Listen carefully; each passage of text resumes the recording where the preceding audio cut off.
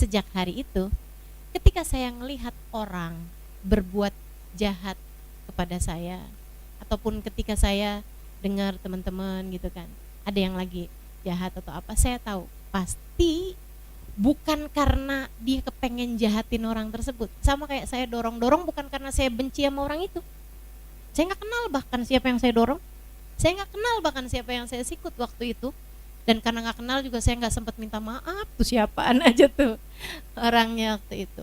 Tapi itu ngasih pelajaran banget buat saya bahwa ketika orang sedang jahat bukan karena dia sedang benci kepadamu. Ketika ada seorang sedang jahat sama kamu, suamimu lagi marah-marah, bukan karena sedang benci sama kamu, enggak. Anak-anakmu ketika lagi marah-marah, mukul atau berbuat jahat apapun ya sama kamu ya. Nah, itu bukan karena dia sedang benci kepadamu, enggak. Akan tetapi karena ada sesuatu yang sedang dia takuti. Sedang dia takutkan, sedang dia khawatirkan, sedang dia risaukan, sedang dia galaukan. Pasti itu. Makanya sejak hari itu saya, kalau suami saya lagi marah-marah, saya tanyain, ada apa tadi? Tadi ada kenapa di sana? Tadi habis ketemu siapa? Biasanya keluar tuh habis itu, dia cerita, iya tuh saya kesel banget sama si itu. Nah tuh kan, keselnya sebenarnya nggak sama saya. Sedang ada yang menggalaukan hatinya, membuat panik hatinya.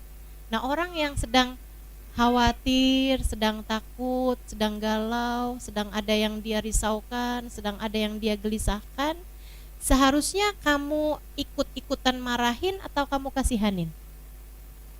Kamu kasihanin, bukan malah kamu marahin. Jadi saya kalau ngelihat orang lagi marah-marah, saya kasihanin. Apa nih? Kenapa nih dia kesiannya? Hatinya sedang tidak damai, kesian. Anak kamu kalau lagi marah-marah, pelukin. Jangan malah tambah dimarahin. Pelukin.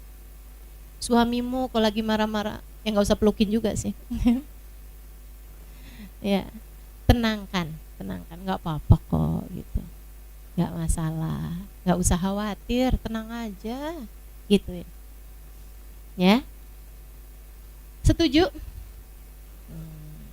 Sekarang PR buat para istri, minta maaf sama suami.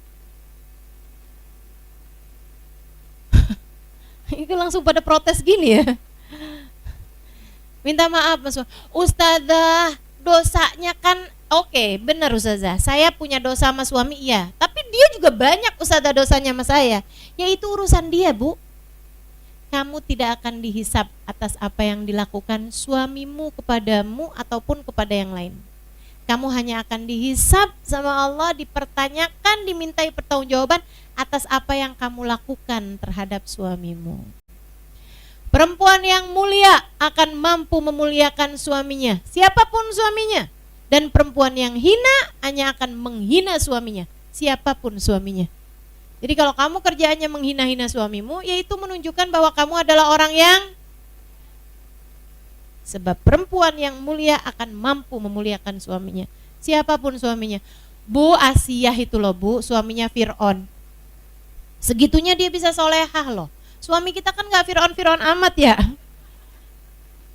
Nah insya Allah mudah-mudahan biar bisa jadi istri yang solehah. Amin. Amin ya rabbal alamin. Gitu. Jadi ibu tuh kalau kesel-kesel sama suami apa segala macam gitu, baca sholawat aja. Ya sholawat. Biar hatinya adem. Biar hatinya damai. Saya juga sarankan ibu-ibu nih, terutama yang suka beranteman sama suami nih. Ini kayaknya ada nih di sini nih. Suaminya ditengkarin mulu nih. Ya. Buat yang suka, iya tuh Ustazah kenapa ya Ustazah bawaan kayak panas aja gitu ngeliat suami. Bu, saya kasih tahu, tiap kali masuk rumah baca ayat kursi. Beneran ini, beneran. Diajarkan Nabi besar Muhammad sallallahu alaihi wasallam. Kalau orang dalam sebuah rumah suka marah-marah mulu, masuk dalam rumah minta dia buat baca ayat kursi. Kamu juga gitu, tiap masuk rumah baca ayat kursi. Kenapa? Yang suka bikin kita marah tuh setan. Setannya nggak usah kamu masukin dalam rumah. Jadi kalau anak masuk rumah marah-marah mulu, nak keluar nak. Ya, masuk lagi baca ayat kursi. Gitu, minta. anak buat baca ayat kursi. Insya Allah. Amalin ini beneran, ini ilmu beneran ini ya. Diamalkan. Insya Allah mudah-mudahan rumah tangga kita dijadikan rumah tangga yang sakinah, mawaddah warahmah. Amin ya rabbal alamin. Terakhir, Bu, jangan lupa maafkan dirimu sendiri. Penting. Terakhir dan paling penting.